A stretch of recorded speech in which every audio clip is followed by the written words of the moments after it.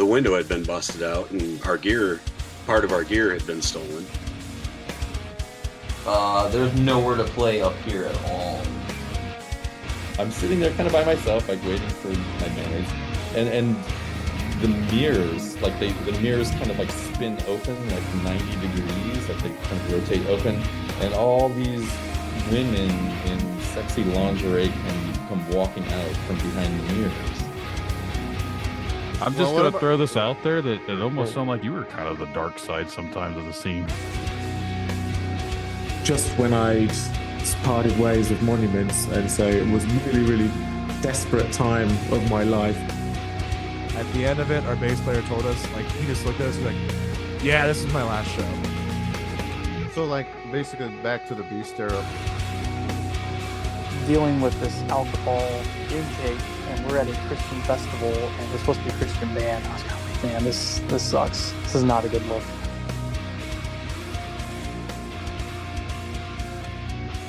Welcome back to Dark Side of the Scene. I'm Brandon.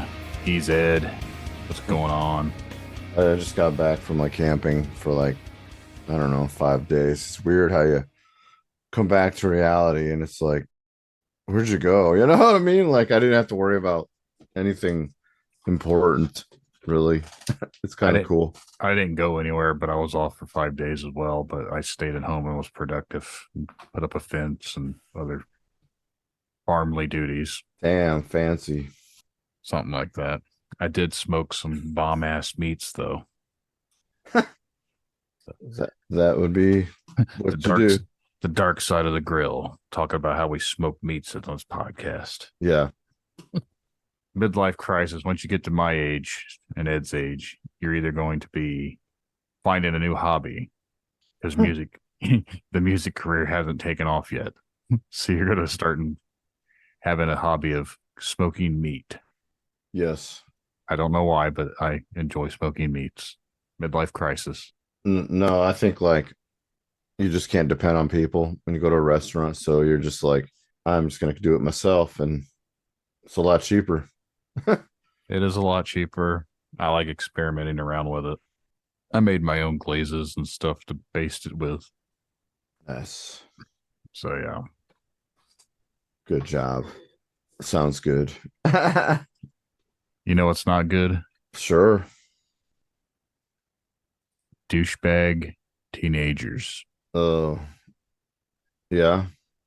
They decided to terrorize last night for the fireworks display. So anyone listening realizes that we were recording this after America's birthday because happy birthday, America. Right. Boom, bam, boom, bang. But yeah, they decided to light firecrackers and toss them towards people. One of which was right behind me while I'm holding my 2-year-old. Yikes. Yeah. Had I set him down and they blew up right around him, we could have had some serious injuries or even worse. And there's a whole group of them. Someone actually chased them down and they jaw-jacked the dude and then threw fireworks at him. That's fucked up. At what point is it okay to like throw like bottle rockets and firecrackers and stuff at people? Isn't that considered like assault? Because what if that shit blows up your face? It was in a public place too, right? Yeah, it was in the public park where they're shooting off the fireworks. Oh my God, dude. There's tons and tons of people there, and like lots of people seeing what they were doing, and they just no one cares because they're just kids. At what point do we start taking responsibility for letting fuckheads like that continue to walk around being fuckheads? And everyone's like, oh, they're just kids. You could kill someone or hurt someone seriously bad. And we're just supposed to be like, well, they're just kids. That's what they're doing. Yeah, but like if it's something like that, like causing serious injuries, or basically it's vandalism when you start fucking all sorts of stuff when you start throwing fireworks at like people. Yeah, it's not even vandalism. It's like assault. Right, basically.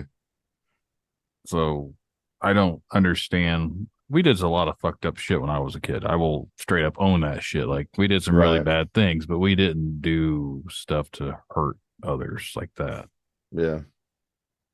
And this was ongoing. It wasn't just there. Like there was people down the street throwing them at vehicles they were driving by. There was cars driving by throwing them out at people walking. Like, and they're all quote unquote juveniles. It's like, the fuck, man. I'm not that old, but like, has this generation turned into straight up heathens?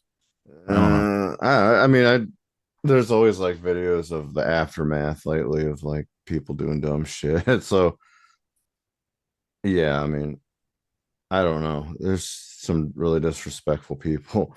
Like I'm seeing a lot of. I mean, this is unrelated, but I've seen a lot of like car meets where they're fucking doing donuts and like smacking people. Yeah. And they're purposely like getting in the way of the car, doing fucking basically drifting and doing donuts.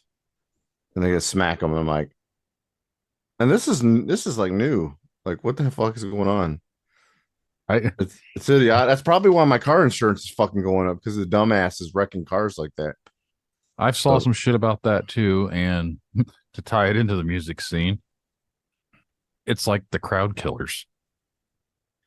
Like people would go to metal and hardcore shows and they go around there just purposely to fucking hurt people. Like, man, no one comes to shows anymore. The scene's dead. Well, it's because you've killed them, literally.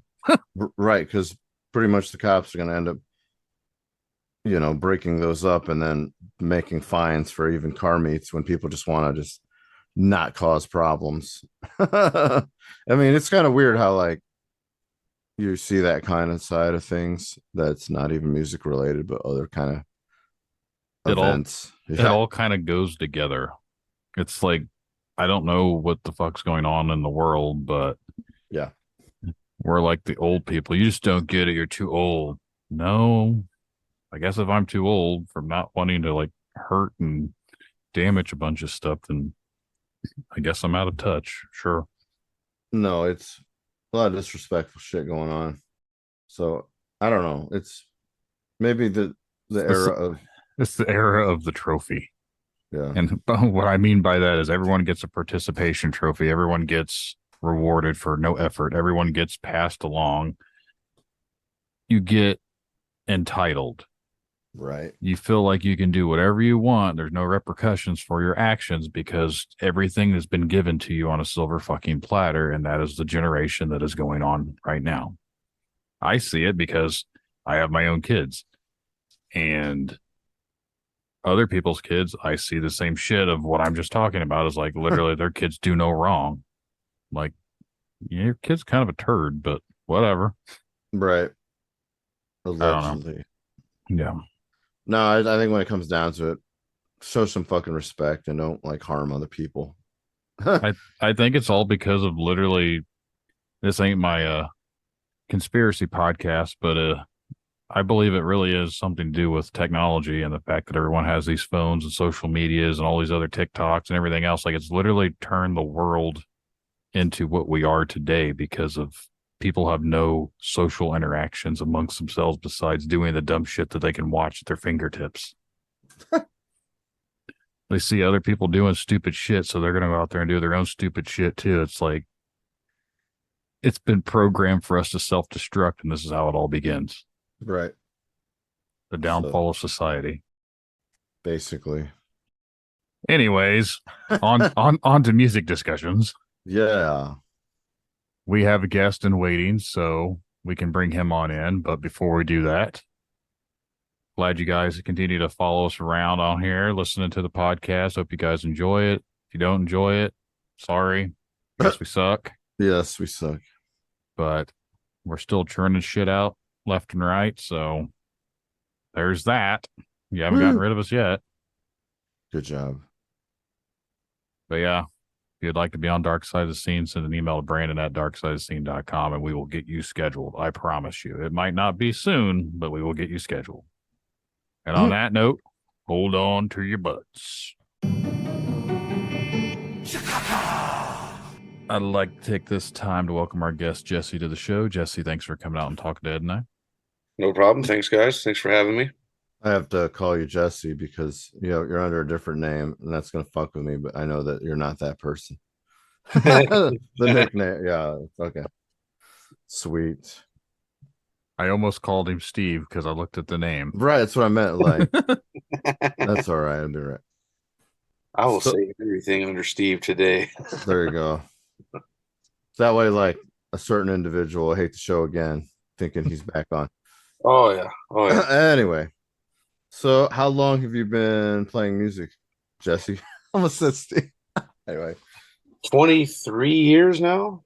nice.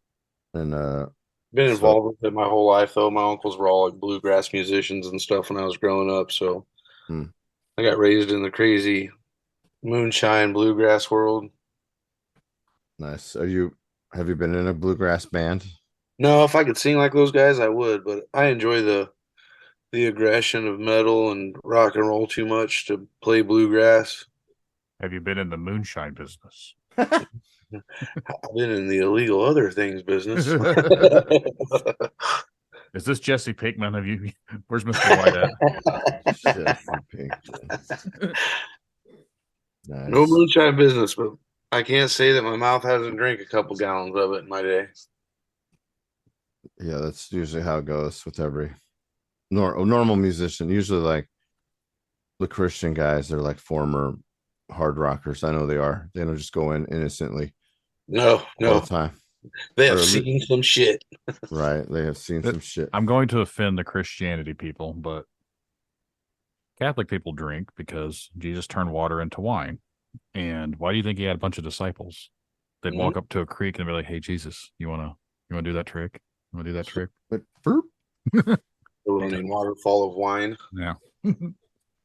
That's why he had a bunch of followers. They're all drunks. Anyways, Yeah, we just lost 5 subscribers. right. Son of a bitch. So, what was I gonna ask?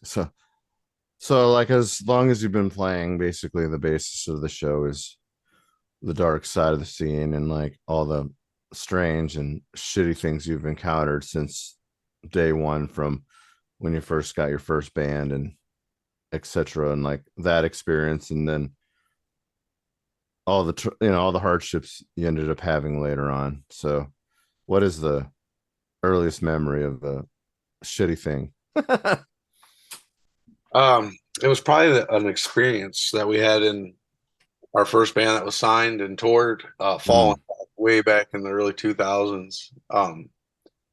We were out with a bigger band, and our guitarist was their guitar player was like his idol. You know, he had played forever and just looked up to this dude. So much little short guy with a pointy beard, liked killer bees, and we were standing backstage at the first show we played with him, and our manager that was there with us and shit, and this little guy had come off the stage mad about something that night, and our guitar player had his hand stuck out, and he just shouldered him, walked right through him instead of shaking his hand. And our little guitarist turned around and said, "Well, fuck you, punk. You're the reason your band sucks anyway." Oh, And our freaking manager's jaw hit the floor. And the singer was on the reunion tour with this band. I'm not allowed to say their name, obviously, at the time. And am I allowed to say their name? I Probably don't. I feel if they're huge, I don't think they'd come back at us. not. I So don't really think it matters, and if they get butthurt about it, fuck them. it was Anthrax. So Oh, this little bastard, shoulders my guy, and he says, "Well, fuck you, punk. You're the reason Anthrax sucks anyway." And the whole backstage went dead ass silent, like a pin dropping. And their big singer was back with them at the time for that reunion show, and he pulled us to the side. So this was like the coolest part of the whole thing, is he pulled us to the side and was like, "Sorry, man, he's on a trip for some reason the last week or two. He's being a little cocksucker." He's like, "You guys killed it. Can't wait to play with some more shows with you guys." And the rest of the shows we did with him were awesome. But that was like the worst part of it all for me, is watching. That was my first experience of somebody acting like a rock star and being a cocksucker. I was just like, "Oh man, dude, it was so disappointing." Because you're so looking forward to meeting these people, your idols that you've been watching on MTV and Headbangers Ball, and they pull some shit like that, and it's just like, damn, dude, this is the first night of many that we got to deal with this shit. oh, that's real. Yeah, I've heard random stories about that particular guy, but I don't know. But that sounds like one. If his singer had apologized for him, that's Yeah, cool. That's cool. He was nice about it, though. Him. yeah, he was told, and you know what's messed up is like he was decent to us the rest of the time, but you know that one little part just our manager was like, "Damn, that was fast."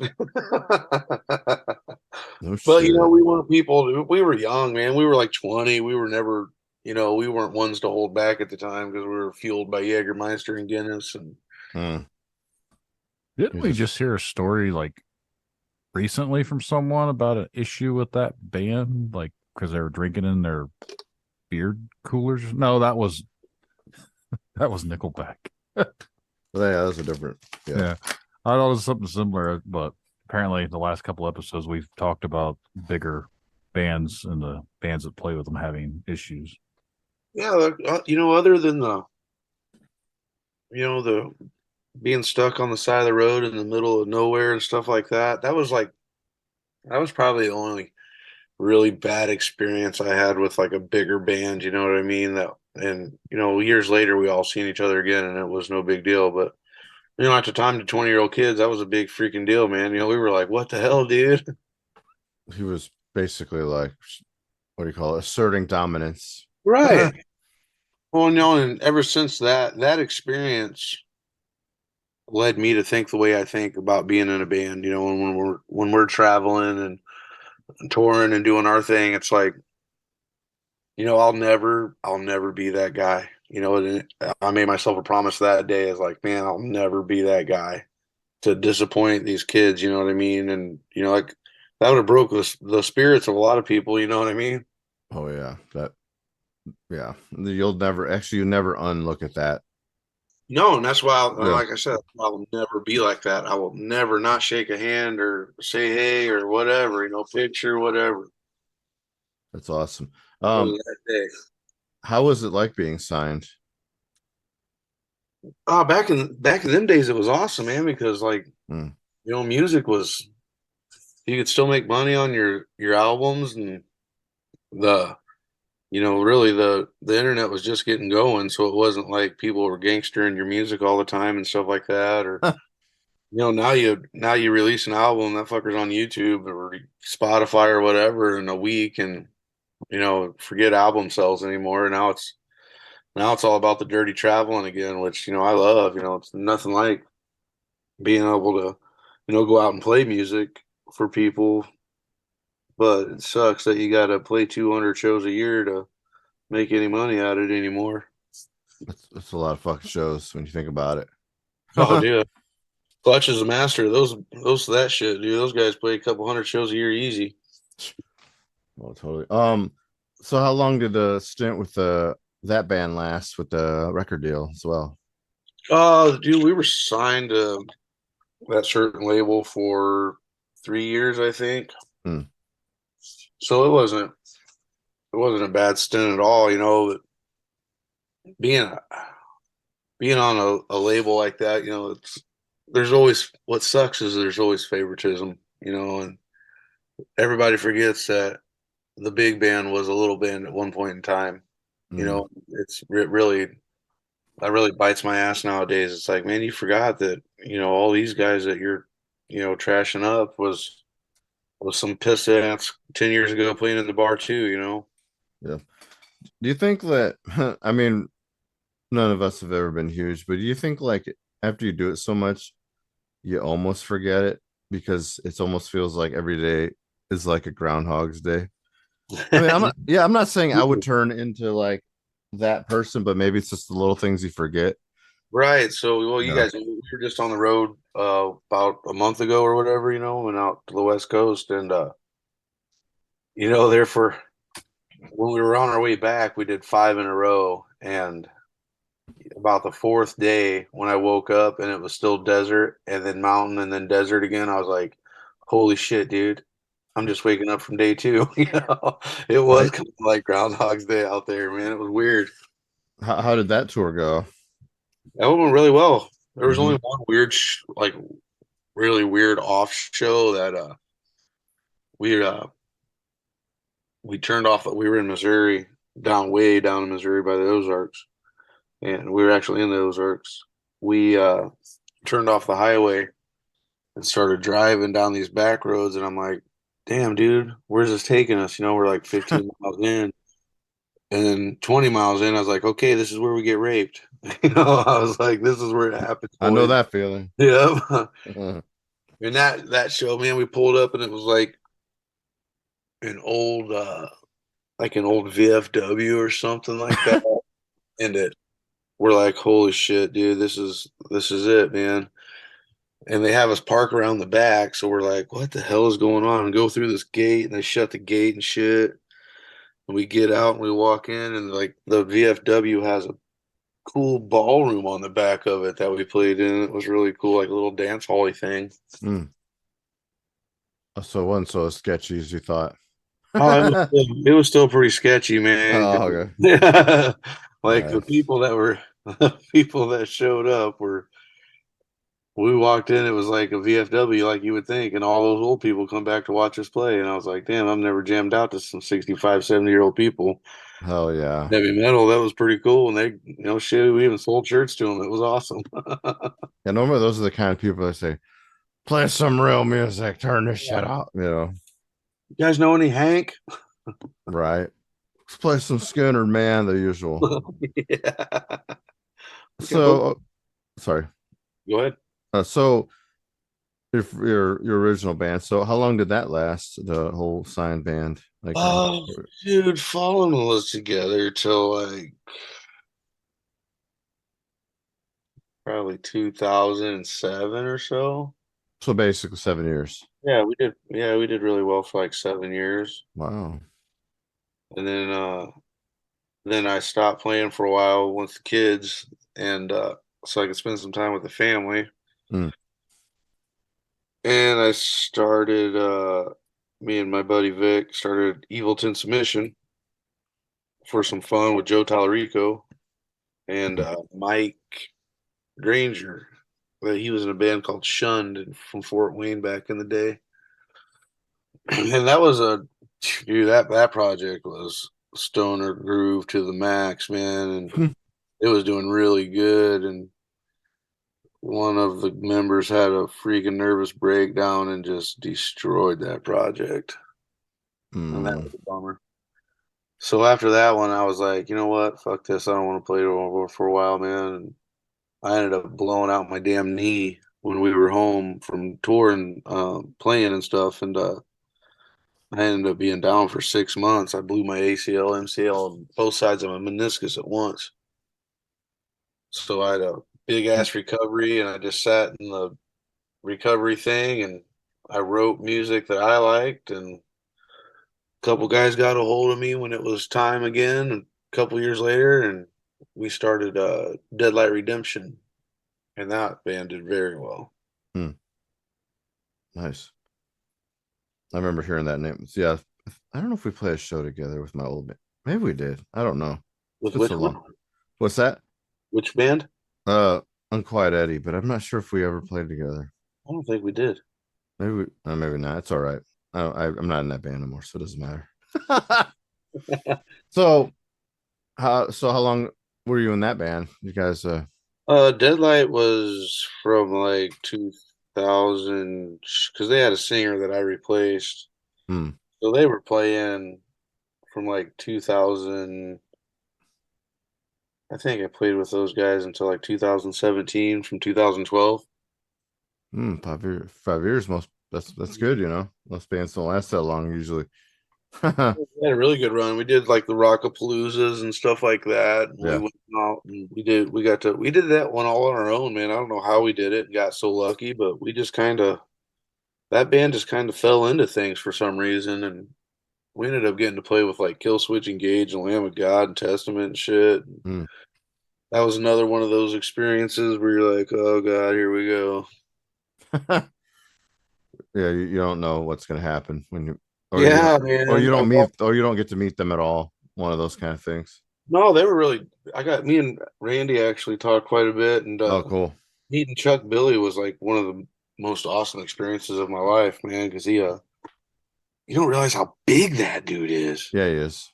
He's huge. I'm a pretty big dude, man, and that's a big dude. Yeah, he basically towers over the whole band, which is Oh kind of yeah, crazy. man. Like I walked into, we were in our dressing room and they were in theirs, obviously. And I walked over to meet him, with our people, and man, I like walked in the room and ran into his chest. I was like, my forehead. I was like, what the fuck? Looked up and there's this giant Indian standing in front of me. I was like, oh, I know who you are. Good Lord. It'd be funny if like he sounds like when he yells at you, if he just to yell at you, he sounds like he does when he's like singing. Like, Right. get out of my room. I don't know. I can't do his voice. Sorry. He's actually a really super soft spoken man. It was pretty Yeah. funny. Yeah. He seems like a nice guy. Randy was I'm not gonna lie, man. I'm not the biggest Lamb of God fan because live, they're awful. I've seen them 3 times outside of when we played, and every time they're terrible, man. They did really good when we were with them in Killswitch, but dude, every time I see those guys, it's just freaking awful. I don't know if it's the sound man or what, or because he used to smoke 3 packs of cigarettes a day. I don't.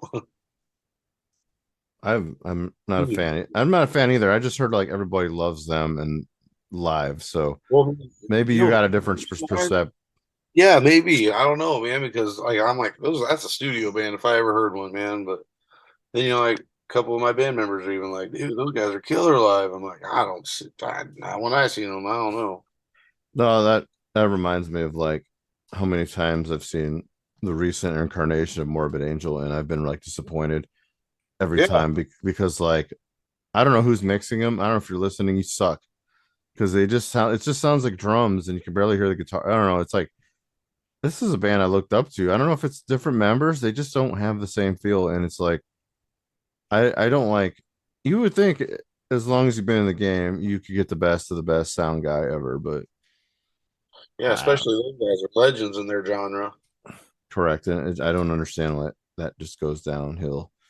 Like I would be pretty mad at my sound guy if he made it Yeah. sound like shit, and all these fans are saying that. I mean, you're in a way you're like, I'm not listening to what the fans say, but you kind of are because they're the ones paying money to see this shit. Yep, and that goes Yeah. back to my first story. That's why I've Yep. decided never to be a dick, because if it wasn't for the people that's out there buying your tickets and streaming your albums and buying your merch, we wouldn't be doing what we're doing. And even the venues seem to forget that nowadays. Oh, they just half the time I believe they just care about making money and that's it. Oh yeah, like that last tour we did was the first time I ever got merch cut by a venue. Oh, It was like I was pissed off. I mean, I was salty about that shit. yeah, They're like, well, it's kind of like rental for the venue. I was like, dude, if the fucking bands weren't here, you wouldn't be having a show. That's like the one thing we live on now is our merch. You know what I mean? And you guys Yep. are shafting us for whatever percentage. It's fucking bullshit, man. So after going through your last tour run here, like, were you about? How did you feel? Were you like, I'd do that again, or did you have a good experience overall to want to do it? Yeah. Other than being crazy expensive on gas and stuff this time. We put almost 6,000 miles in 13 days or something like that. It was crazy. Mm-hmm. So the gas bill was freaking nuts, man. And then Yeah. it's not like it used to be. 20 years ago, you go on tour and it was manageable, and it was awesome. But as soon as you cross into California, gas is $6 a gallon, and everybody hates you because you're in an RV. So. Oh, I'm sure. But we got to do that video at the whiskey that we're going to release pretty soon and stuff. So that was cool, and there was a lot of really awesome experiences and like really awesome people. We only ran into like a handful of dicks. We had one show that the other 2 bands were just absolute assholes, and that's another one of those things where I don't understand why you would be an asshole to the sound man, but they just do. They refused to. The thing that drives me more insane than anything is like, dude, when you go to a show and you're promoting your brand, your band, your branding, being a dick to the people that are trying to help you is one of the most mind-numbing it's up there with talking without taking your shit off the stage when there's another band waiting.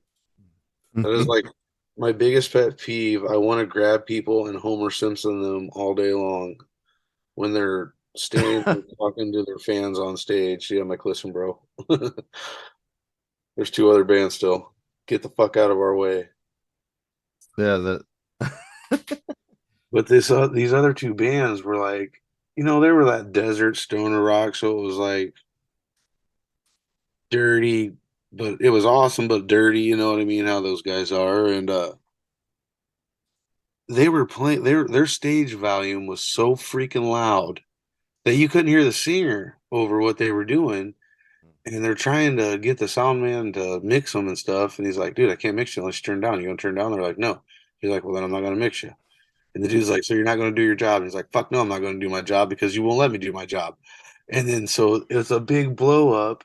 And then it turns out the dude's only had a 3-song set. My brain almost exploded. were they really long songs or just like No, 3 minutes? dude, it was like 6-minute songs, man. Just some desert stoner rock, man. My mind was blown, dude. Both the bands that was like that, they were on tour too. So we all just kind of met up in Arizona, or not, yeah, Arizona. And dude, those two bands only played for a total of 25 minutes. Hmm. I almost, and then, pitched a fit because, they didn't tell us how long they were playing. We're like, dude, you guys want us to close the show? You know what I mean? We got like an hour set for 45 minutes, you know what I mean? Hmm. And they're like, no, we got this, or whatever. We're doing this is our show, blah blah blah. We're like, all right, cool, man. We opened up, played our 40 minutes, and then those fuckers going up there and started all. They bitched at the sound guy more than they played the fucking music. I That, was brainstorming. that gave them enough time to bitch. They didn't Yeah, need it to was like play fucking that. insane, dude. They're like, so you're not going to do your job? Simon's like, no, fuck you, dude. I'm not going to do my fucking job. Went outside. I was like, that's awesome. Oh wow. Yeah, I mean, And the owner of the place, yeah, the owner of the place, pulls us to the side and he's like, I'm gonna fire the sound man, blah blah blah. I was like, dog, that was the sound man's fault, dog. That was, you know what I mean? You're the bands you hired are some fucking douche canoes, man. I don't know what else to say, dude. I find that funny that the sound guy or the venue guy didn't side with the sound guy. It's like, I mean, unless he's been a problem before, but I don't know. That's I think so, man. Because right. I was like, thanks for being honest, dude. I was gonna fire his ass. I was like, oh, what his fault? Those guys are cocksuckers, man. Yeah, like there's sound guys get a lot of shit. It's not fair sometimes. I mean, there are some fucking lousy ones. Everybody Oh, knows. there are, Everybody man. knows that. But at the same time, give them a little break. Every band is a little different to mix. Yeah. I mean, the ones that I'll say it now, the ones that really anger me that are the ones that don't get with the times. It's like, do you not know how to take backup tracks or click tracks or all Right. that whole spiel? And a lot of times, all these bands have like put their rack together so it's easy for the sound guy, but the sound guy will just be like, I can't mix that. Like, you don't have to do anything. It's just one fucking cable. Yeah. One XLR cable. Fucking take it. How hard is that? We did most of the work for you. Oh my god, dude. Like they want to be difficult or something. It's like, all right, dude, it's not 1985 anymore, whippersnapper.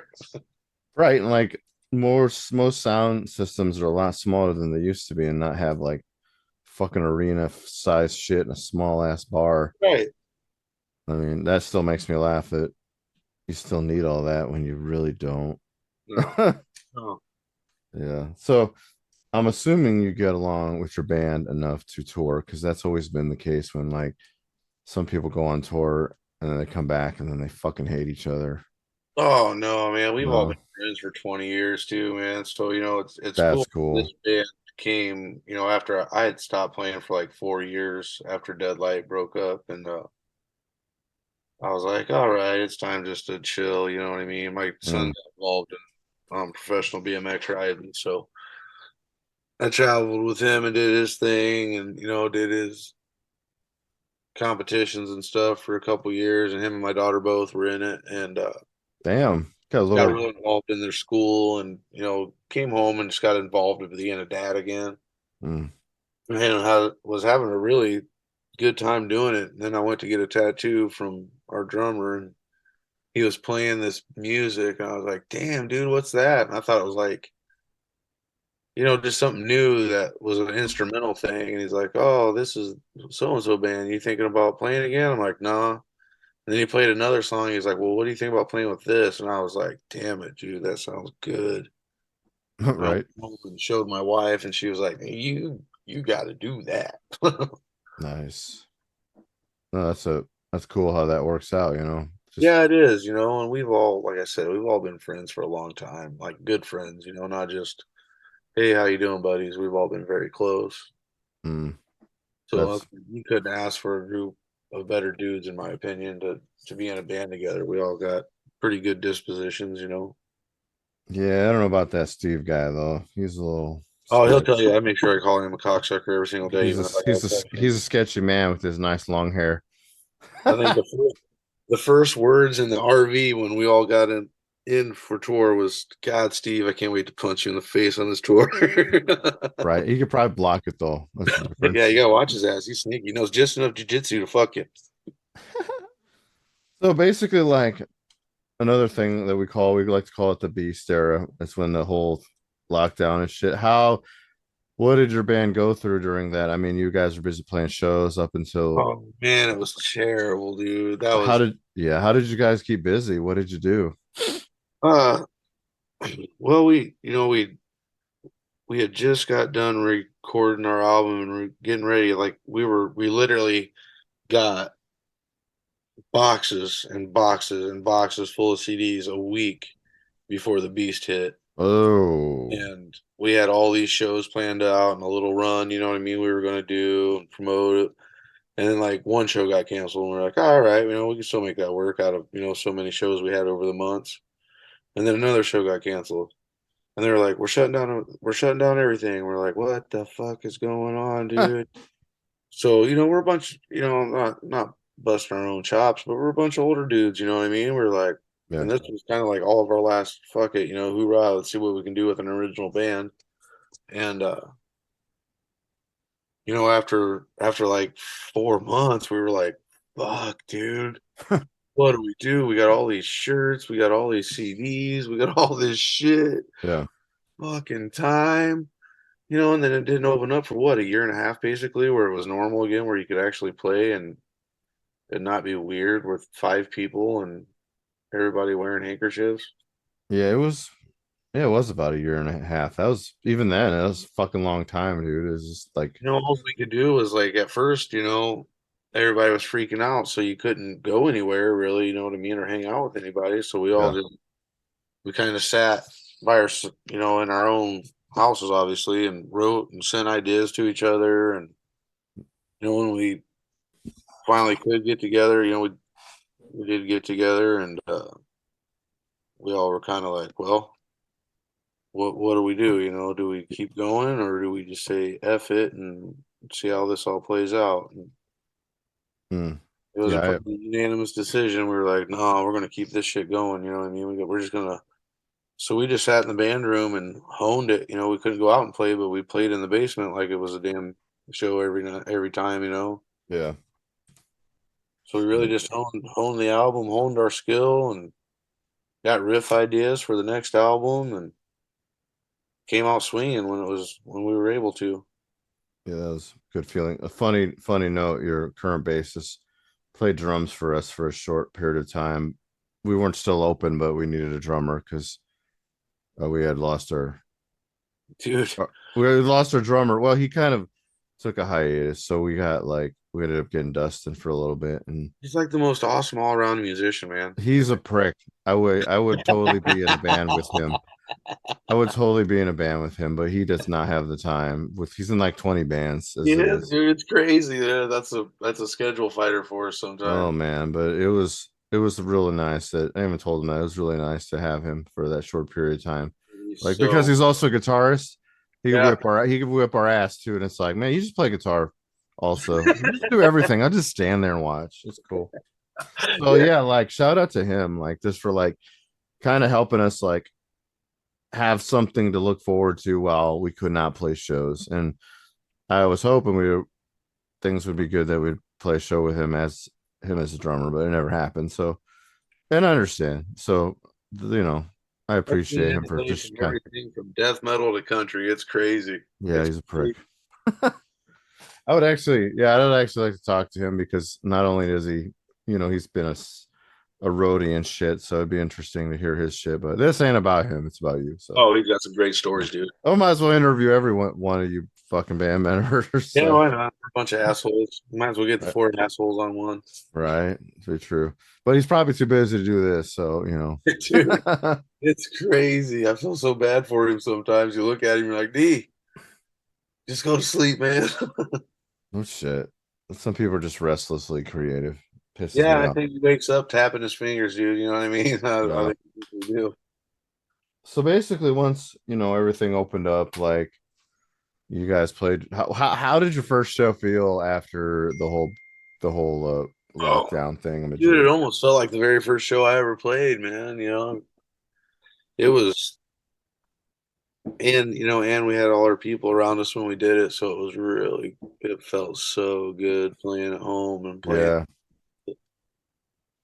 yeah. That was a nice feeling. It's like, oh, but in a way, it was like, oh, time never passed. It's the same shit, Right. same shitty sound equipment, and Dragging shit up Smith's fucking stairs.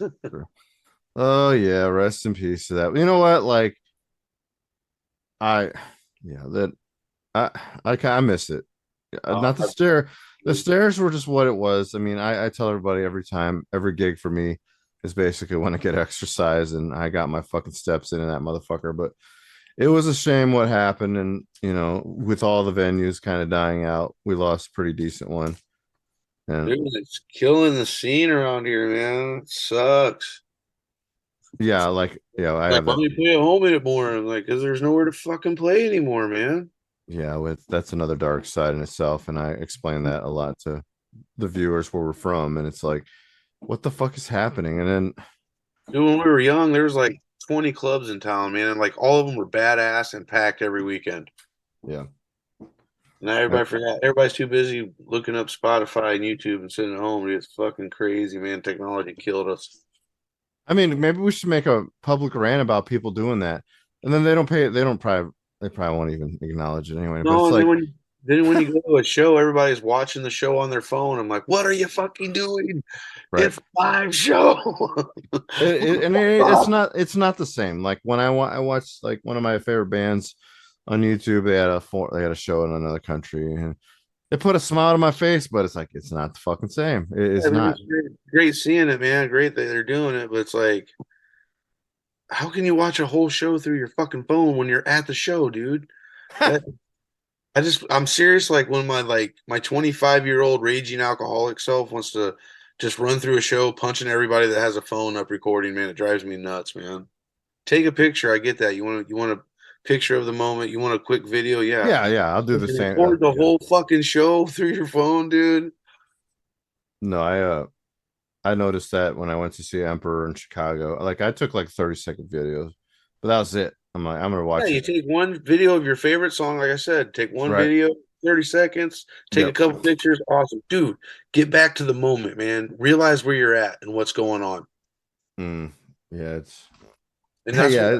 that's what I do every time I walk on stage. It's like I had a good person tell me once that said, he'd been in the business for a long time. And he goes, dude, if you ever don't get nervous before you walk on stage, stop playing because you're not having fun anymore. And I was like, damn, dude, that's crazy to think about like that. And he's like, even when it's a job, don't think of it like a job where you won't have fun anymore. And I was like, son of a bitch, and I was like, fuck, he's right. You know what I mean? Right. And every time you get frustrated with it, it's because you're thinking about it like a job. I got to do this. I got to, blah, blah, blah. Dude, you don't have to do shit. You're playing music. And I'm going to No. kill Dixon. I get no, I still get nervous. I pace around a lot. Oh, I'm dude, not. I always take like 10 minutes before the show to myself, man, and just like walk away for a second, man. I gotta walk away and No, gather what's getting ready to happen. I've rested like I have like the ignition show. I have restless leg syndrome. I'll just fucking walk back and forth, Yeah. outside, inside, outside, inside, and then I realize how hard the floor is, and I'm wearing like shitty sneakers. I'm like, why does my feet hurt? Oh yeah, this place is concrete. But every fucking show I do that, I pace around. Man, So, that ignition place was such a surprise, man. oh yeah, What a fucking great venue. That was so much fun, man. yeah, That like we played there. I was feeling kind of shitty, and we got there, and there's like three people. I'm like, fuck, man. I'm not trying to be that guy, but I already feel like shit, kinda. And yeah.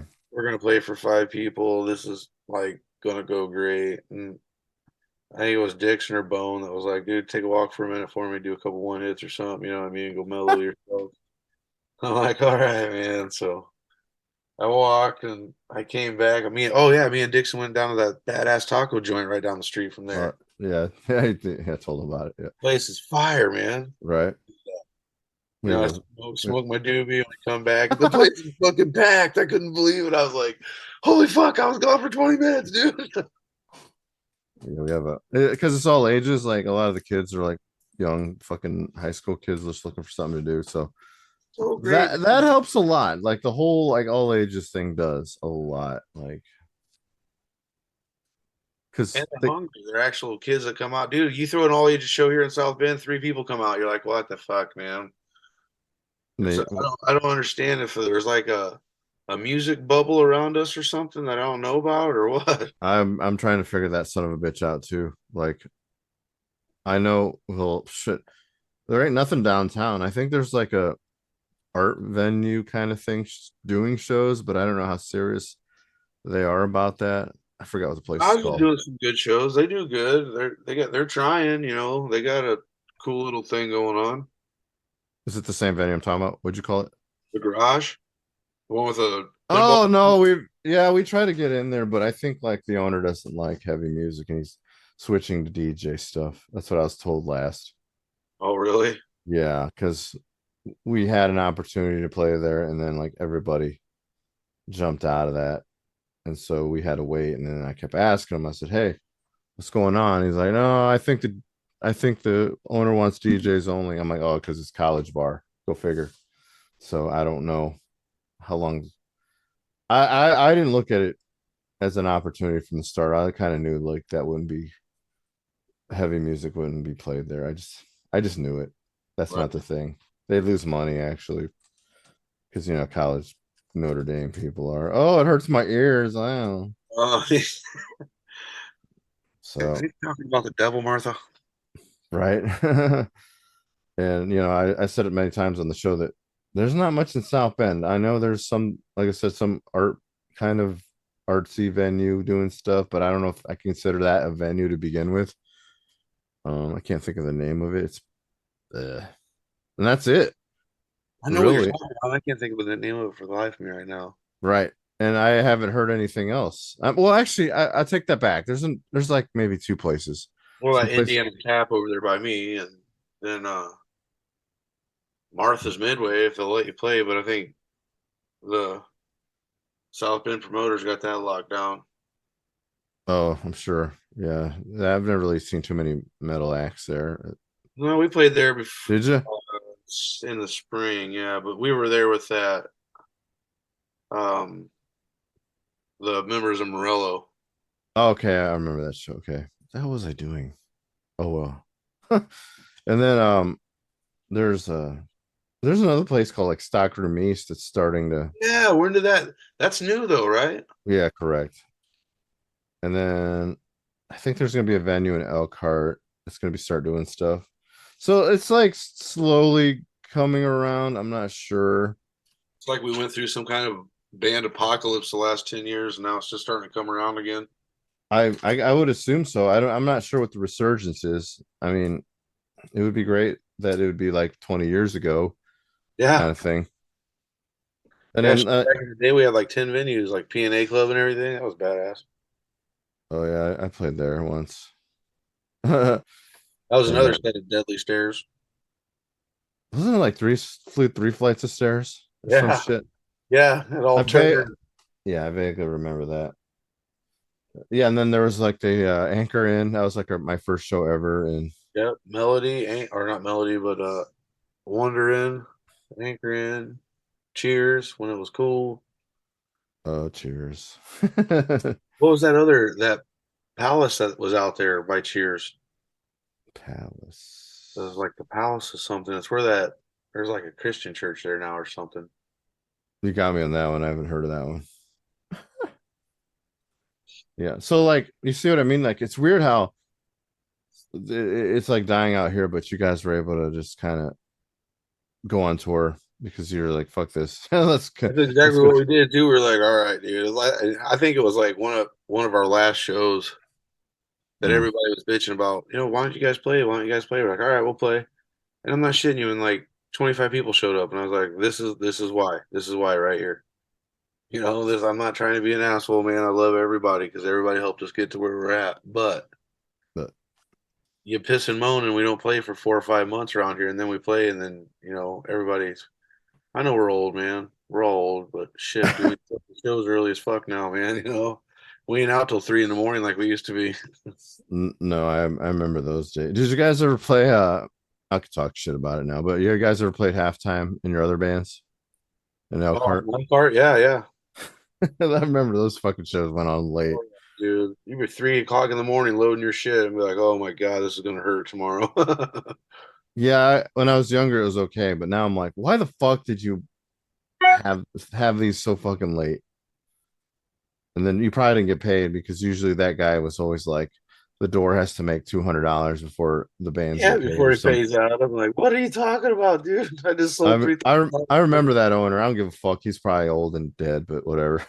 He was just like a cheap fucking tightwad, and Yeah, my friend ran sound there for a while, and he tried to convince him.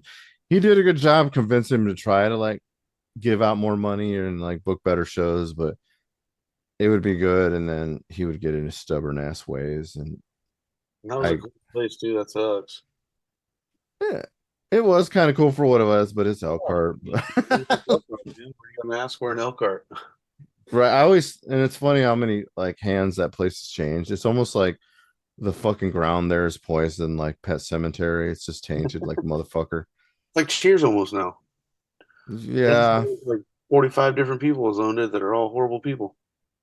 that's what I was told. I don't know, but like, yeah, they're starting to have shows there. So I don't know. I guess we'll see how that goes. You Yeah, I know, haven't been up there since all that madness. yeah. And I've talked about that before on here, like about whether or not what's going on there is valid or I don't know. Like I said, it's a slippery slope to talk about that. I mean, I wouldn't mind playing there because I don't care about like the underside of it. I just want to play because nobody's gonna drive all the way from like Michigan line South Bend to like Goshen if we do play there. It's like But trying to cover all the little areas because I kind of look at it as in a way like a business move to like play places because there's nowhere to play. Like hands down, you know. But and I don't understand why people aren't um getting behind the local scene again, man. We did so good for so many years. mm, I, I kind of like say as before, like Indiana is all work and no play, hardly any play because we're all in the RVs and shit. So nobody's got time to go to a show during the week. Right. And then like on the weekends, I don't know. Maybe they're just like, that's not what I want to do with my weekend. I just busted my ass off all week. Or everybody grew up. I'm really not sure. I wish I could answer you that and make like a big public statement of like, what the fuck's wrong with you people? Right? Like I get it. Sometimes I'll work all week and then I'm like, but I'll come out once in a while. But I have I mean, I feel like I go out more often, and then other people have kids, so they don't want to make time. It all depends, though. Shit, I got kids and I still make time. I go out. Right.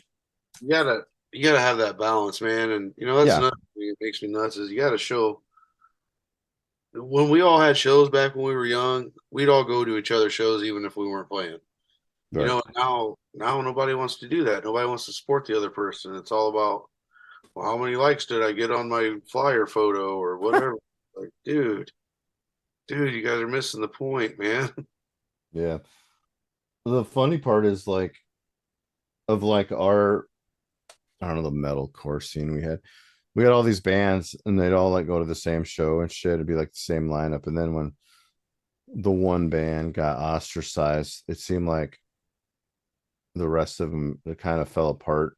And then when we were doing shows at that one venue up in like Osceola area, like the metal shows were still going on, but the attendance, where was all those kids at? Is it because Smiths wasn't there no more? Like it's just kind of. And another singer in the band had said the same thing. Like, what the fuck? What does it matter? You know, you one time pack shows and then you stop going. What the fuck happened? You know, like one, you know, you had a few people say, well, because you guys can't pass drugs on and snort them in the bathroom. What the fuck? I don't know. I've just heard other different things, so I don't really know what happened there. Maybe my band sucks.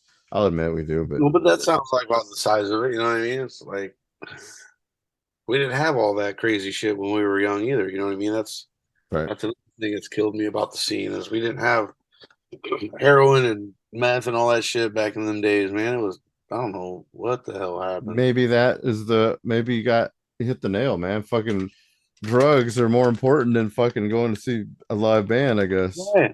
You can bitch about it during the week when you're sober, but on the weekends when you're doing whatever you're doing and you forgot about that band that's playing on the weekend, you were too worried about sticking that shit up your nose or in your arm. Drugs are bad, kids. We'll say that now. Like, go enjoy. Yeah.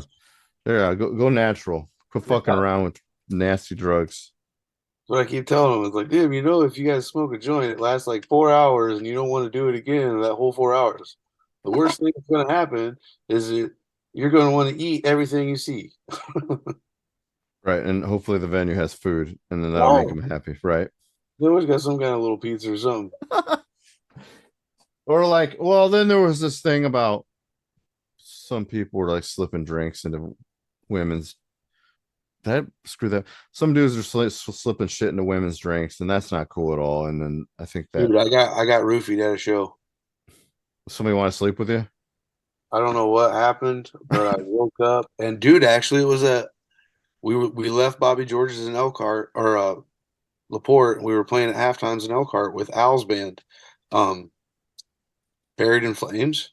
Oh wow, I've heard that name in a while. Yeah, I remember them. So yeah, Al's band. So I remember being at Bobby George's, and then it was like 6 hours later, and I was waking up, and all the band equipment was on top of me, and I was in the back of our band van, and I was like, "What the fuck?" And Riggs, our old drummer, was like, "Dude, you got roofied, man." I was like, "What?" And he's like, and he was explaining everything, and they had caught whoever was doing what they were doing before anything happened, and they got me the fuck out of there. And that's why we were in Elkhart like 6, 7 hours earlier, or whatever it was, man. Mm. That shit was terrifying. I was like, damn, it happened that fast. I had no idea, dude. Wow. There's big controversy going on right now with that band Rammstein. You seen that shit? Yeah. I guess I didn't hear about this. What did he do? Was he roofing people? Yeah, they said he was roofing people, like picking people out of the crowd, or his guard was. Or something. It's like their talent director or something Yeah. like that. He basically goes out there and picks women to sleep with the singer. And one lady claims that she was drugged, but I don't. There's been other people that said the same things too, but she didn't sleep with him and he got mad and left. So I don't know what the charges are. There's not really any charge. I don't really know the whole situation. I haven't really looked into it. I've just been seeing a bunch of shit, and the cancel culture is, oh, we got to cancel Rammstein. I was like, have you never seen Rammstein before? You guys been weirdos since like '98, man. He was fucking the keyboard player with a fake pecker on stage back in like 1998. What did you think he does? I thought it was cool. And sprays like fake chisel all over the crowd. Like Back I before won't. you guys thought it was cool, and we're fighting for the rights to do it. Yeah. I won't lie. Like he does look a little creepy, and then like with his voice, it's like And then they have a music video out where it's like all porn of him screwing women. Like if you find the unedited video, it's literally like him having sex with all these women. I'm like, why is this just now like news? I'm pretty sure this dude's been doing it for years, and I'm not saying it makes it right. It's just why is it now headline news when it's been going on for so long? Why does no one else ever think it was fucked up? That's the way everything is right now. And everybody doesn't think everything's fucked up until it has something to do with them. yeah. It's like, hey, come on, just let people be people, man. Get it over with. I Singing- guarantee you there are so many other fucking big quote unquote bands that do that shit. The celebrities, fucking athletes, never musicians, it's all over. Dirt or something. Hey, what do you think Molly Crew and Poison and all them guys were doing back in the day? Oh my god. Yeah. Lawsuits. There's probably so many illegitimate '80s butt rock kids out there. It's probably Butt rock. crazy. the time before the internet and cell phones. So yeah, it's like, haha, I just boned a different chick in a different city and nobody knows about it and they can't prove shit. Nope. So yeah, maybe technology is good and bad. Because when it comes down to it, this whole sex, drugs, and rock and roll is kind of wrong in some ways. So like sleeping with a bunch of women, like hopefully they consented, but you'll never know. They worded it wrong. It's rock and roll, drugs, and sex. That's how it goes. Right. Yeah, maybe. Yeah. I don't know. And then you got Bill Cosby, who went to prison, like Mr. Nicest man ever, and having TV shows with kids and their puddings and Jello and everything. They don't make Jello pudding no more. I feel like they took pudding pops were like the greatest thing in the world when I was a kid. Fuck you, Cosby. You took it from us. I think they can't. They discontinued him before he got in trouble. So there's that. Well, we can blame him. We might as well. It's his fault. Absolutely. Kids say the darndest things. Well, is that before or after you drugged them, you son of a bitch? Right. Come on. So let's see. Going back to so you guys are signed, correct? Yeah. Pavement, yeah. What was that like? Is it a good experience? Yeah, it's been pretty good, you know. So like let's say Go ahead.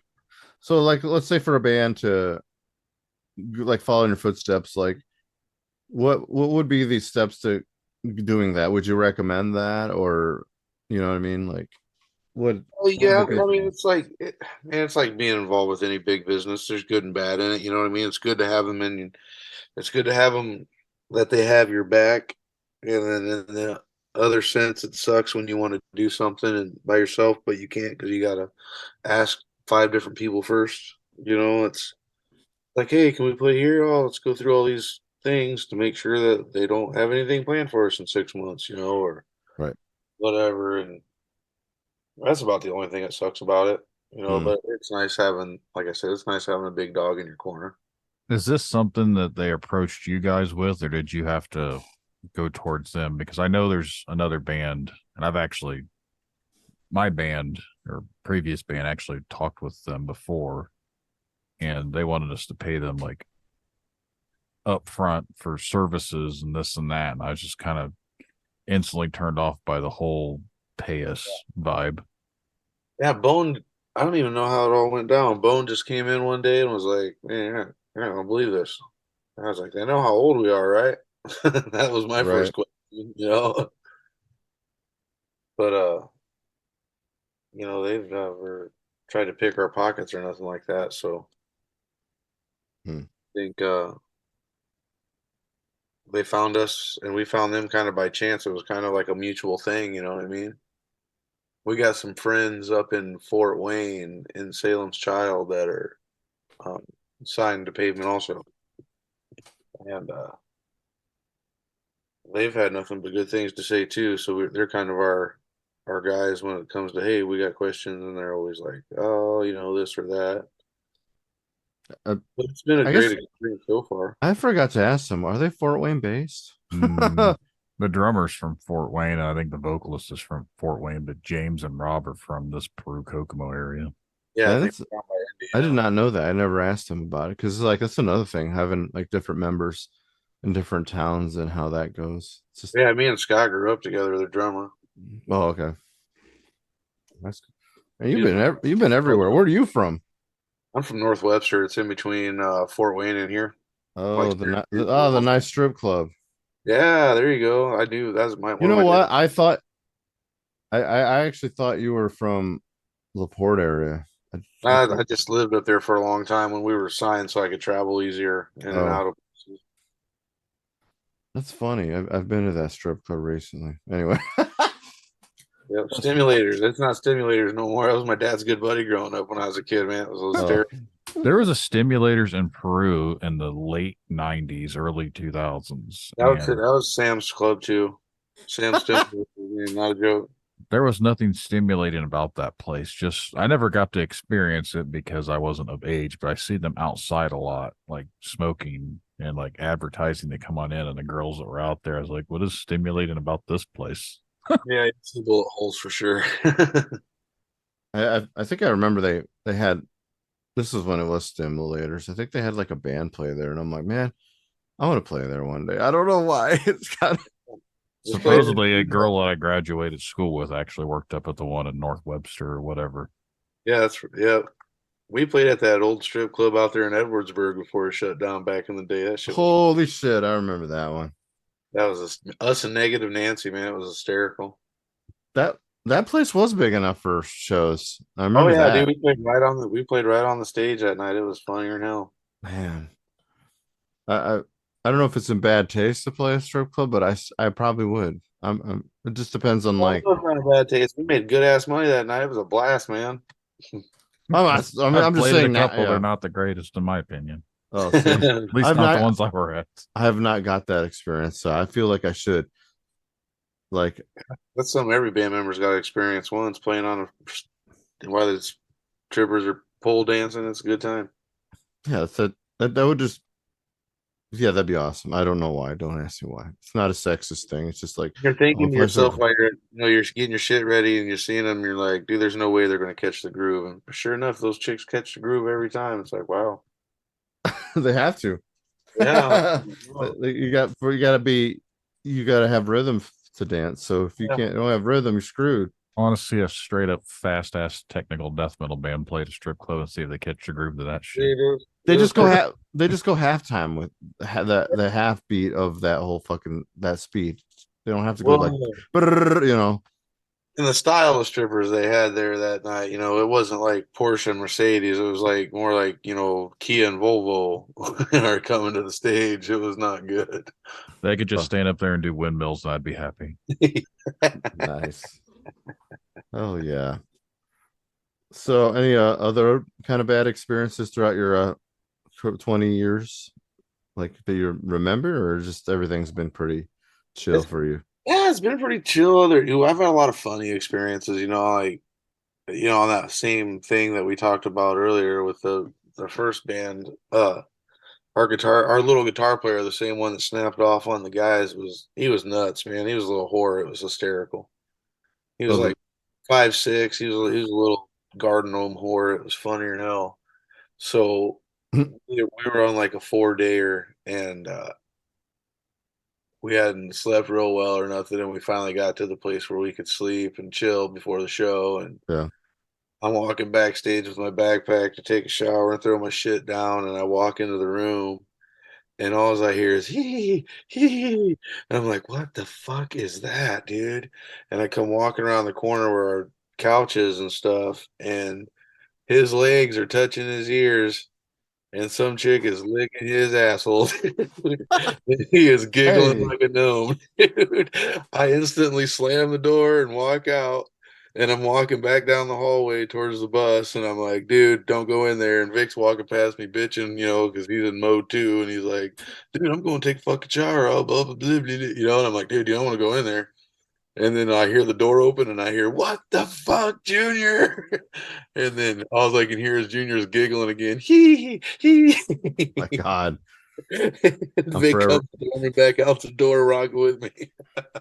forever gonna hear that giggle now. Oh my God, dude. I will for that's 23 years ago, dude. I still hear it like twice a week. I'm like, what the fuck? Flashbacks. It's an image that will never come out of my head. So, like, if you have a reunion, will he still be into that? Oh, Junior's crazy. He's probably now he's a big union crane operator, man. He does like the bridges and the big ass skyscrapers and shit. He's the crazy fucker in the crane 100 feet up in the air. Sounds like he likes to live life to the extreme. Oh, he's not. He's always been crazy, man. That's Nice. why we split up. Is he was leaving and another member was leaving for a big job. So, you can't ever be mad at somebody for better in their lives. Yeah, that's a tough one, especially like obviously we know we're not getting paid shit, and it's like, okay, so I doubt some people would have time for a band anymore. And you do have to respect and let them do their thing versus getting angry at them like, fuck that guy, he ruined my band. The motherfucker, we're not getting paid anything. Like, what does it matter? Like, let them be cool. I think he Leave was on good. like $85 an hour or something crazy. Right. Like, Yeah, it's rough. It's rough not to turn that down versus playing a fucking. I've been lucky where I've been in construction and stuff my whole life. So, I've always had a job that I was free to travel if I needed to or wanted to, so it was always nice. I mean, yeah, it sounds like it works out for all of you if you're able to all tour, being like the older guys you said, and you're able to actually make this happen. Yeah. Well, it's good having it's nice having a wife and family that support you too. That shit would have been stopped by a lot of people real quick Hmm. at our age. Yeah, I feel like that hurts a lot of people still to this day. Like, yeah, I want to do that, but I got my family and shit. Well, sometimes I want to be like, well, why are you in a fucking band then? Yeah. Do you want to? I mean, I'm not asking you to fucking go on like a month tour. What if you ever want to do a 3-day weekend warrior shit? I wouldn't mind doing that, but it just seems like it doesn't work out for a lot of people. Yeah, it doesn't usually. Yeah, and just kind of annoys me a little bit, even though That's part of the dark side of it, the musician part of it. We had a dude bail out on us. We got offered a corrosion of conformity tour, and dude bailed on us a week before it, and we couldn't find nobody to go.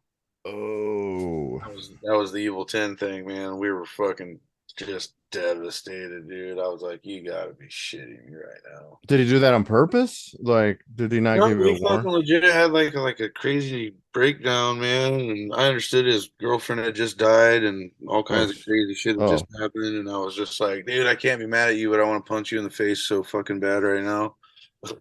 yeah, and it's kind of hard. Yeah, that sucks. But like, What do you say? I mean, what like, yeah, it's the job thing. What do you say to that? And that's, and it's dude, even harder. this job is like the most frustrating thing you'll ever deal with in your life. I tell people that it's like having a band's like having a kid. It's like the happiest and maddest you'll ever be all at one time. That's a good analogy. I guess I never That's the looked at it truth that of way. it, it don't get no darker than that. You know what I mean? It's like seriously, it'll give and take everything away from you all in like the same 20 minutes, and you're just like, it's like betting roulette, black or red. It's like how the fuck did it happen that fast? I just, Yeah, and what sucks is like, even if your guy, he had to leave for a good purpose, it's really hard to find another bass player.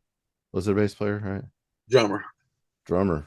Yeah, and like Oh, him, you don't replace somebody like him either. That's what's right. crazier. It's like he's a mad genius. It's Shit, when that yeah. shit Yeah, happens. drummers are hard to find. Through this episode, well, I always assume it's the drummer bass player that leaves because there's also a fucking shortage of them, and you would know because you're from this area. Yeah, And like, it's like oh, everyone's like, oh, I want to play guitar. I'm like, dude, if you can play guitar, you can play bass. So just convert. You'll like it. I promise. you know. oh man, there's been several attempts that I almost wanted to, but like, I'm not saying I'm not the main focus of my band, but I think, like, we'd sound differently if it wasn't me. But I wouldn't mind playing bass, but that's not my thing. You can be rich if you learn how to play the bass. You know how many fucking bands looking for a higher end bass player? It's crazy, man. Right.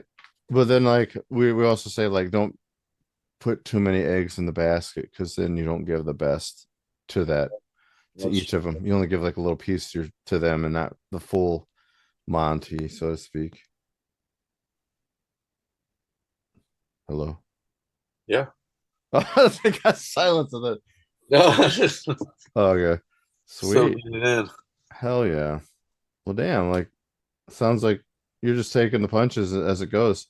So That's what's what I the? mean. You got to. Yeah, you got to definitely. So what's the future with the band?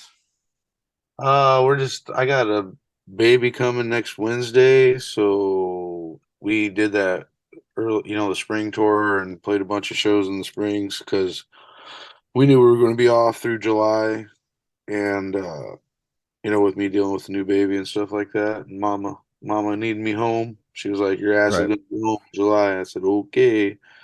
But we got one show that we're playing in July though because it was booked like last August or something crazy. We're playing with Bongzilla at Tinley Park in Chicago on July 22nd.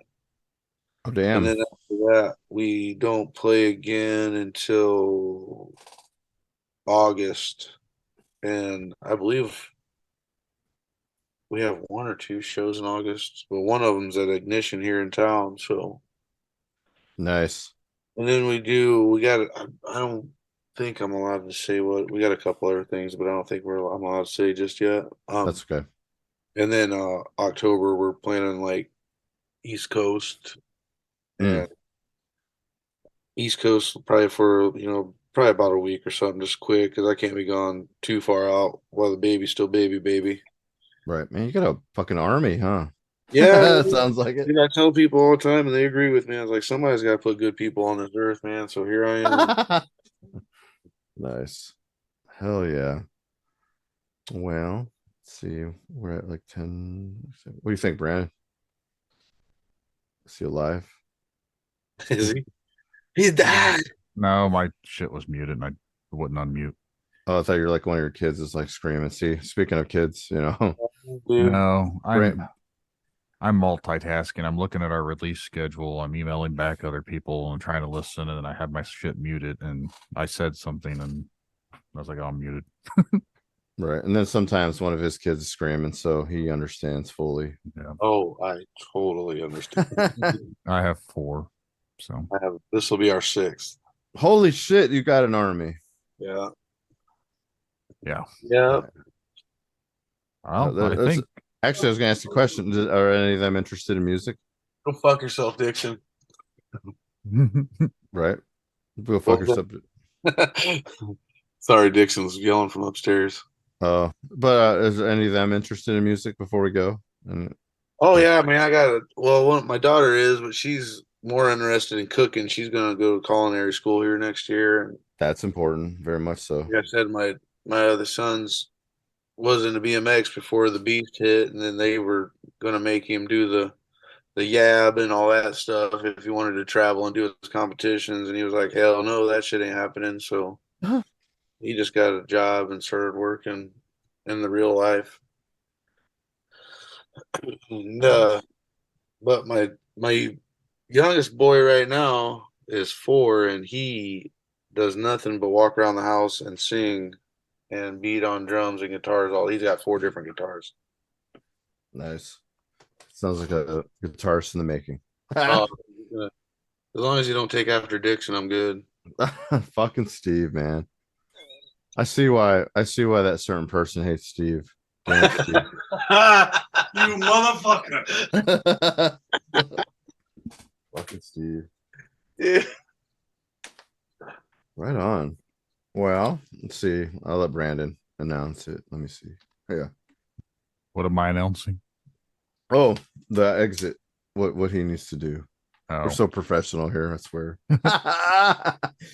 basically, what you've listened to some episodes, so you know that every episode we end up playing a song from the band or whoever the musician is, whatever music they have. Is there a specific song that you would want us to include? You guys want to go heavy or you guys want to go groovy? It's totally up to you, buddy. Whatever song that Didn't get played last time, I guess, because Steve was on here. That fucking Steve. Motor Boatin', I think, was the last one. Bella or World Eater? Ooh, yeah. Let's do World Eater. Well, send me that file and I will add it to the end of this episode. All right, I'll ask Dixon send it over. My secretary, bitch. Yeah. But yeah, definitely appreciate you coming out and talking with us tonight. We're trying to keep these episodes under 2 hours. A lot of them have went over, and my distributor now makes YouTube videos for me. I don't have to do a damn thing if they're under 2 hours. So from now on, we're trying to keep them under 2 hours. So it helps me out. Yeah, that's usually my fault because then we just go on random shit that's not music related. So blame me, I ass. That's the perfect way to do it, though. That's, you know, I mean, especially if someone like me that doesn't have too much dark stuff. I just got a bunch of funny shit. That's okay. A gear story at the very end here. Yes, gear story. This is the dark Sure. stuff. Take 2 minutes. Sure. Fucking guy on Reverb. I sold him a guitar and it got fucked up in shipping. Oh. He's trying to like fucking get me to refund him. I'm like, dude, they make you pay for insurance. Like, holy fuck. Like, just do a claim. I think he's trying to screw me. But anyways. Wow. Yeah. What the fuck, man? Is it actually broken? Yeah, no, Yeah, he sent it's me a broke. picture and it was broken. And I was like, dude, it was not like I've got 5 stars as a seller on Reverb. Like I didn't like I'm not gonna try and sell you something fucked up, dude. You know? Yeah, we But haven't. I'm real cockbull about it. Yeah, we haven't had too many of those gear breaking stories. And usually, oh man, we should go on a rant about fucking FedEx and UPS how they are lately. But It was UPS. So I Yeah, know you- they did it. Of yeah, course it was. Probably chucked it at the fucking front door. dude, like short story, like fucking UPS. A truck once ran over a guitar I had, and Oh my like the case broke, but the guitar was fine. Music Man Cases, shout out, send me a new case. Anyway, and like obviously we did the claim and everything, and I got half the money for the case. Or I can't remember. Or he sent me a new one. I don't remember. But like, yeah, like they fucking ran it over. I'm like, what are you doing? Anyway. They Fuck need them. to watch and they're like, watch this bitch. Run your Yeah. shit. I think this is a guitar. It might handle it. Let's see what kind of sound it makes. Anyway. I don't even think it's just those people. Even like normal males fucked up. Oh, I mean, yeah. It's still Parcels. Anything USPS. Yeah. Nothing. Yeah, I I get think- stuff sent from Amazon or whatever, and they get just toss it out in front of my garage door. Like they don't care if it's raining or not; they just throw it out there. Ugh. I was God, talking about the 2 horrible bands in Yucca. Oh, dude, I was hoping you'd tell that story. Those guys were fucking like, they were cool, but man, they were assholes. well, you say Yucca? Yeah. Yeah, the Oh. Yucca in was it Tempe? Tempe, Arizona. That bad, huh? We were telling you it was crazy. You gonna do your fucking job? You got time if you want to tell that story. That was it. I told you guys that story already. Oh, yeah. Okay. Okay. That venue had a full on fucking video arcade next door, and it was like a shitload of pinball machines. So I was like, Old school Okay. pinball too. yeah, I was like, okay, these guys are dicks. I'm gonna go fucking play some pinball. Probably dropped $25 that night. Oh, dude, I dropped at least 25. Like, I bought a fucking T-shirt from that place. I was Yeah. like, this place is awesome. They had like the old Iron Maiden pinball machines and shit. It was dope. Sick. I feel that should be a requirement to have a few arcade games in most venues. In case. That Black Circle in Indianapolis does have that. They have a bunch of pinball and other. We played a place in games. Lansing that was like nothing but pinball machines, and then like what was it? 2 nights later, we played in New Orleans, and there was a fucking huge arcade right next Huge door. arcade. And they were like, "You guys with the touring band?" And we're like, "Yeah." And they just fucking gave us a handful of tokens. I was Yeah. like, "This is fucking awesome." It was. Yeah. I Hell yeah. forget the name of the place in Indianapolis, but the venue was called the Hoosier Dome, and it wasn't the big venue that everyone thinks when you say Hoosier Dome. It wasn't the goddamn like RCA Dome or whatever. It was just a little shithole fucking quote unquote music venue. But down the street there was it It's by Broad Ripple, and there was a arcade slash bar. So everything in there was like old arcade games and everything else, but they had beer. And Ed knows the picture. I think I've sent it to him, but our bass player at the time wasn't 21. And they wanted us to move the gear from wherever we had it staged up at. And they wanted us to move it out of the way. We weren't there because we were busy drinking at that bar. So he sent a message to us and said, "Hey, I need help moving our stuff." And we just sitting back, all four of us clinging beer bottles together. And then he says, "Never mind." He moved it all by himself. Like, what a tripper. Good man. Good man. Right. Yeah. Good man. But I did. The one crazy thing that happened while we were on the road, though, is I got hit on by a gay dude. That was pretty wild. That was Las Vegas, but Yeah, I was in Vegas. the venue we played was like right across the street from like full on gay club, but they had like the best. Not that this is out of the ordinary, but there was like the most awesome taco truck right outside. So we were like getting tacos, and some dude walked by and was like, Right up in the middle of all of us. I don't even know what he said to you, but I was like, oh, that was fucking funny. He told me, he said, "You are gorgeous." Nice. Bro, like, you are the non-gayest looking dude I've ever seen. What the fuck? Yeah. You pat you What put about me? What about me? Steve mad. They was blowing him kisses trying to get a compliment.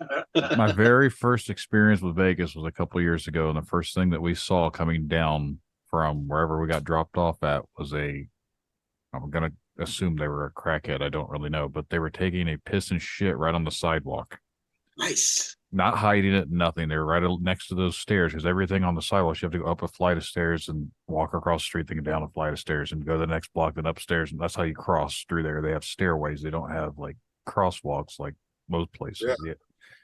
We had a guy come in New Orleans, and he had like bought some, like, I've known this guy for 10 years, never met him. He came out to the show, bought a bunch of gear, took it back to his car, and he's coming back. He's like, "Dude, there's some guy a block away just taking a shit right out in the open." I was like, "Yeah, Welcome to NOAA." thing, like, no fucks given." Yeah, that's pretty much how I felt out there. I Yeah, couldn't it's do that. crazy, dude. They don't give a fuck, man. It's crazy. There was You gotta go though, you know. within 10 feet of each other. I wanted to take a photo, but I didn't want to be those weird people. There was someone selling prostitution, and then 5 feet away, 10 feet away, was someone selling or handing out Jesus pamphlets about Jesus saved. So you could get your tickets to go to the whorehouse, and then you could get your pamphlet to be saved afterwards after you go and sin with the whore. Sounds about right. I mean, it's crazy. like one-stop shopping. You Yes. wipe your dick on the pamphlet and close it. Gross. It gets rid of all the STDs. Yes. Holy papers. I don't think we've seen too much more wild shit out there. It was pretty calm this time. Yeah, it wasn't Mm. too bad.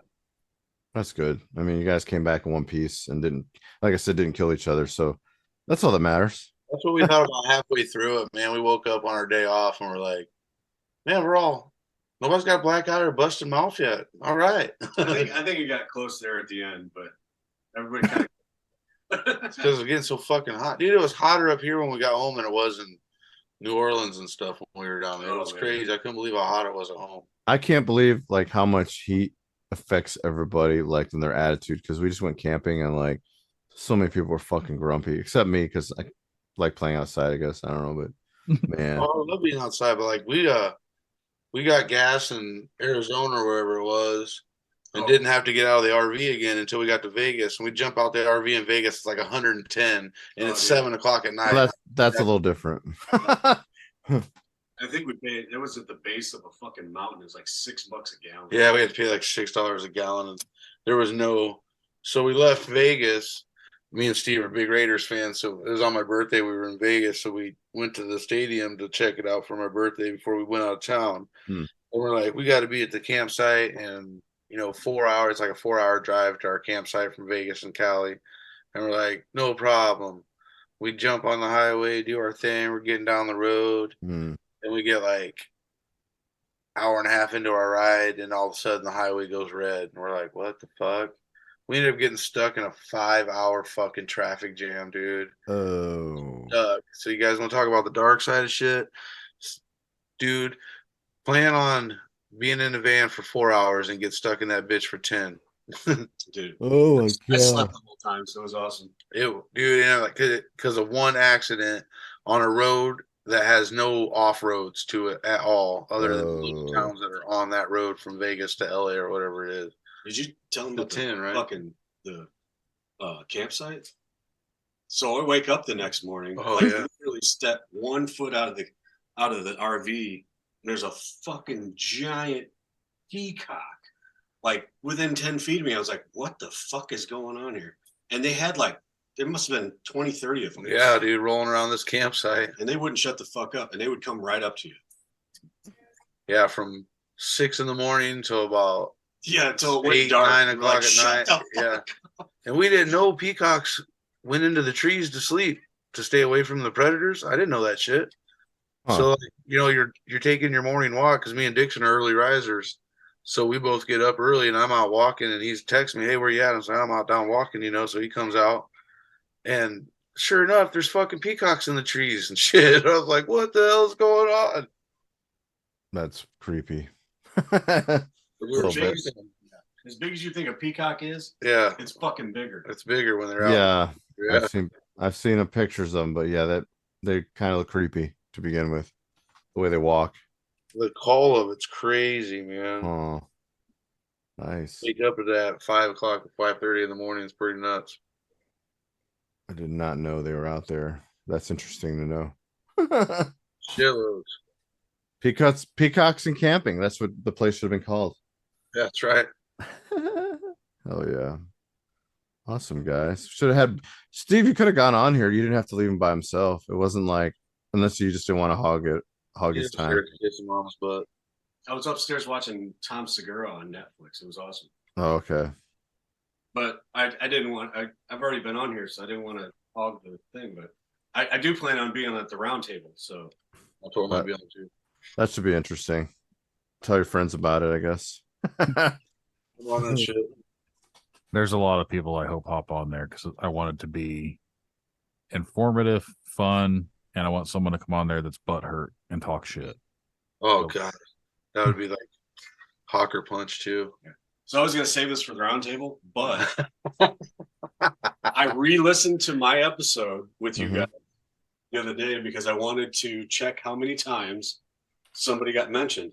And they literally got brought up twice, but never by name.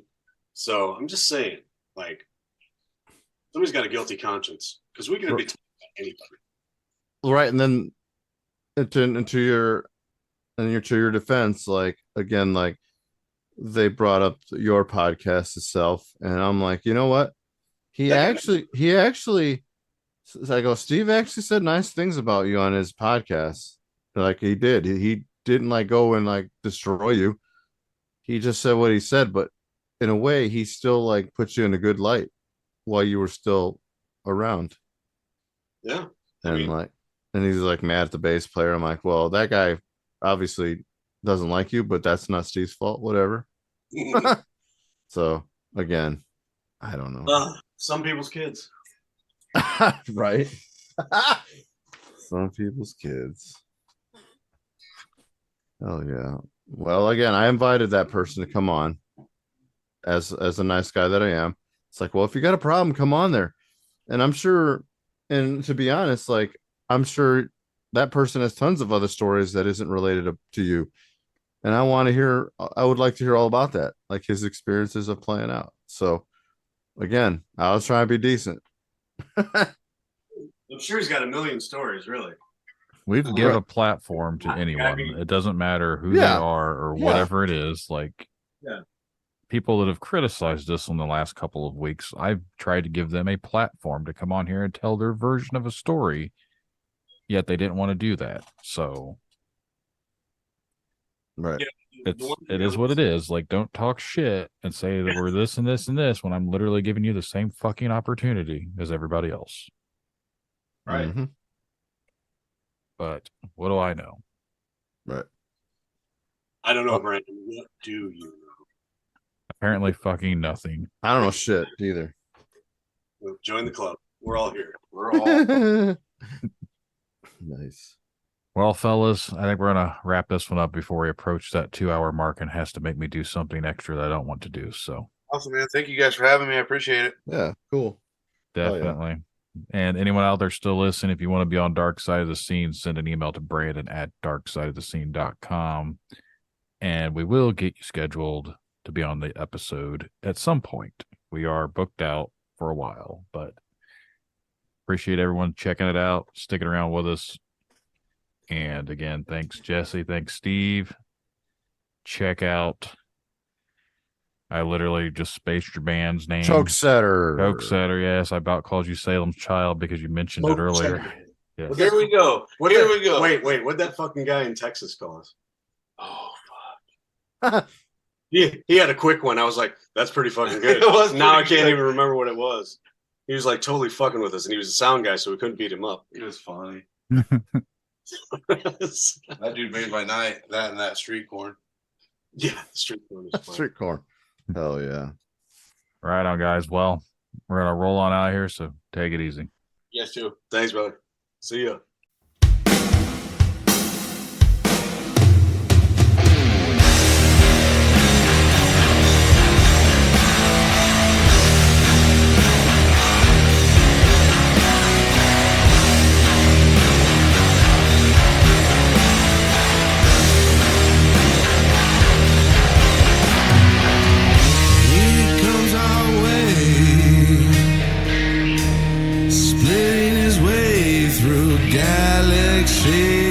Nothing remains in the wake of the man. Pleasant rain from asteroids deep in inner planes. No remains. All the life left in his